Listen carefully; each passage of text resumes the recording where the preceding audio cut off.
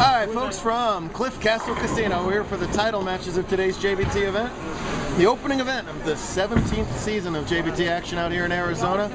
We got both divisions at once today, so it should be some pretty fast action. To the left there, that is Anthony Dang.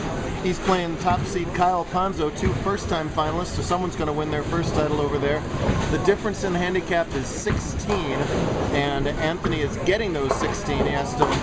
Kyle has to win by 16 to tie and 17 to win. Dang started with a double in his first two frames and opened there in the third. Meanwhile, Ponzo went open in the first, and he's got a strike working in his third frame. Here's his shot, and he's got himself a washout to deal with. Over in the scratch division, the story continues for Austin Thompson. When last we saw him, he was terrorizing the handicap division over the summer, winning the SoCal Invite and then winning the Touring Players Championship. He actually considered bowling handicap today, at which point I would have decapitated him. He made, obviously, the correct division to go bowl scratch, because here he is bowling for the scratch title today. And his opponent to try and win his first scratch title is none other than 59-time champ Kyle King. So what a dream couple months for Thompson, and what better opponent to play when you want to try and win your first title than the very best we have. Austin has doubled in his first two frames. That didn't make sense. Sorry, the second best we have. That didn't make sense. Second best we have. Sorry, Cameron.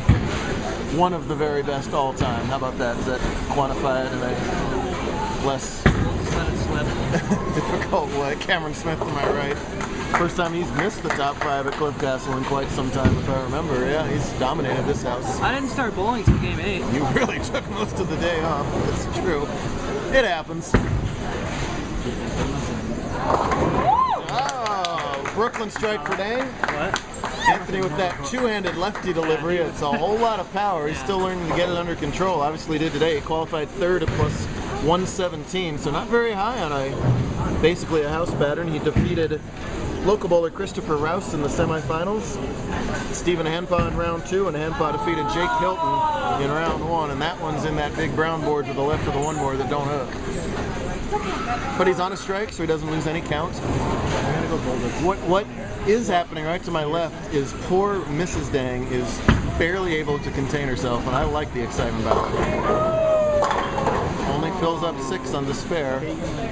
Meanwhile, Kyle Stone's a 9 over here. Nice right now. King completely dominated this tournament, going plus 254 for his 5-game qualifier round. Slowed down quite a bit in the semis, though, so hasn't quite had that same look as the lane's dried out considerably. Nice shot from Ponzo over there in the 5th frame, leaves a half 10. Kyle Harden straight at the 9 has it, but he also has himself a significant deficit here. It is so tough as a tournament leader in a stepladder format, because you got to win the tournament twice. He won it the first time a long time ago. At this point, he was almost twice the plus or minus total of his nearest competitor. But you got to win it a second time in a stepladder match. It comes down to one game. You haven't bowled in over an hour. It's a mental and physical challenge, as you see that extreme deep inside line. He's so very good at. Most of the top players are. 10 of the pit there. Ponzo converted his 10-pin, follows it up with the Brooklyn strike of his own. He'll take it. He trails by only 1, but again, he's got to make up 16 total pins, so trails by 17 overall. Dang up quickly, as most handicappers are, especially when you're in your first title match.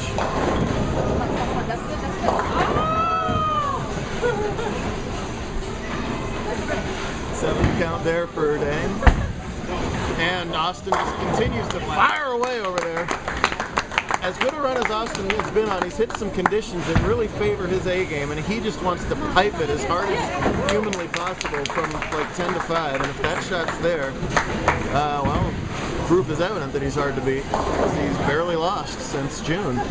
He watched me forever, and somehow he decided that's what I do. Cameron has been both of the Thompson brothers' sort of mentor, growing up in the same house in San Diego. And Cameron, who hardly ever pipes it up from 10 to 5, somehow, that one Thompson left the target the whole way. Directly had to push, but the streak ends at 4, but still uncomfortable lead here. Only the 3 count off the spare for Dang over in the left lane. It gives him 97 through 7. And a big opportunity here for Ponzo to carve into that deficit. Both Kyles dominated the tournament today. If you were named Kyle and your last name wasn't Duster, you did great today.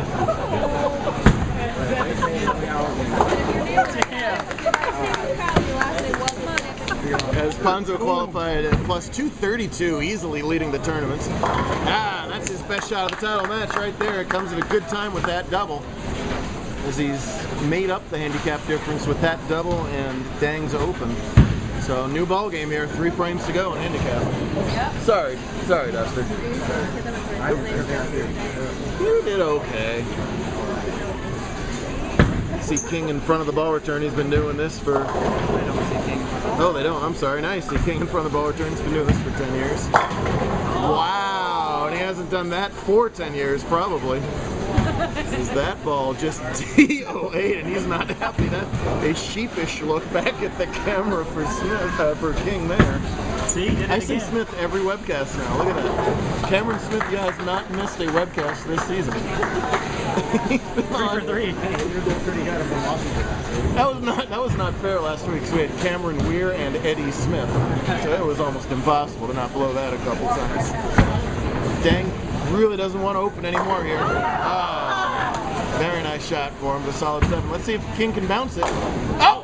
Yep, got the pin up, but couldn't quite bounce it out. A 7 pin is a very difficult spare for Anthony. Sometimes he does like the backup spin. Does it there. I tell you what, that's a flexible wrist right there to be able to do that. Two-hander Mark Myers hurts his wrist even thinking about it. King was 76 through 5, trails by almost 50 pins to Thompson. However, we have seen over and over again over the years that unless Kyle King is mathematically beaten, he's not out of a match. I still remember Shea Village about 4 or 5 years ago. He came down from worse than this. Thanks, Jeff. Was that against you? I didn't think that was against you, was it? My bad. I seriously didn't remember that. And in the utter gutter for Dang that time. And Kyle Ponzo had a golden opportunity to just stay clean here and notch his first career title. I seriously didn't remember that was against you. I never would have guessed that. I was thinking like Warhold or something for some reason. I don't know why. Nice shot from Ponzo, and yeah, gets the strike. That's huge right there. King, meanwhile, leaves a 5 pin and covers it up. He's going to need help from Thompson here, and I just don't know that I see it coming. Do you agree that Austin just sort of puts the mind out of play and just fires it? Or do you, no, he's completely nervous right now. You think so? He is shaking in his shoes. But I mean, I don't think he's like overthinking shots. He's so nervous that he's not nervous. Yeah. He's just going. I know what you mean. He has no idea what's going on right now. All right. He's going to have to watch the video. This is the 10th frame for Ponzo, leaving the 3-6. He's going to cover it up, and he's going to win today's title. So for Kyle Ponzo, a dream day. He kind of re-established himself at Desert Open, struggled there. There were 3 brutal shots. Took advantage of a look that he liked a lot better here, and he rides it all the way to victory. Yeah, finishes up in style. The 182 scratch game, more than enough. 236 with pins. And for Anthony Dang, nothing to be ashamed about there. 2nd place out of all those folks. He also sort of had his trial by fire at Desert Open, if you will. Better shot there. And